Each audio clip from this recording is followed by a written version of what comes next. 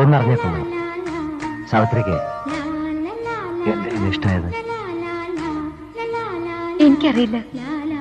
ഞാൻ ഓർക്കുന്നില്ല എപ്പോഴാണ് എന്റെ തുടക്കമെന്ന്. മുൻപൊരിക്കലും അനുഭവമില്ലാത്തൊരു തുള്ളിച്ചാട്ടം എന്റെ മനസ്സിലുണ്ടായി. വിനു കൊണ്ടുവന്ന കുപ്പിയോളകളില്ലേ, അത് നിർത്തി ഞാൻ വിനുവിന്റെ പേര് എഴുതി. അതിൽ വെറുതെ ഉറങ്ങാൻ നോക്കിയിരുന്നു. വിനുവിന്റെ ആ ഡയറി ഇല്ലേ, അതിലെ പേജുകൾ ഞാൻ കൂടെ കൂടെ മറിച്ചു നോക്കും.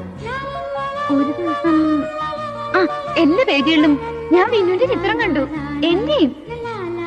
പിന്നെ എന്റെ മുറിയിൽ വിനുവിനെ ട്രീറ്റ് ചെയ്യാൻ ഞാൻ എഴുതി വെച്ച ആ വാക്കുകളില്ലേ, അതിന്റെ ഒക്കെ അവസാനം ഞാൻ വിനുവിനെ എഴുതി ചേർത്തു. ഹോസ്പിറ്റലിൽ വിനു ഉള്ളപ്പോ സന്ധ്യ ആവരുതേ ഞാൻ പ്രാർത്ഥനയായിരുന്നു.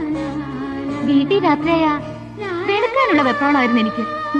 വിനുവിനറിയോ, ക്ലാസിന്റെ സൂചി തിരിച്ച് നേരെ പെടുത്ത് ഞാൻ നോക്കിയിട്ടുണ്ട്. ഞാൻ ആലോചിച്ചു, എന്താ എനിക്ക് ഇങ്ങനെയൊക്കെയെന്ന്.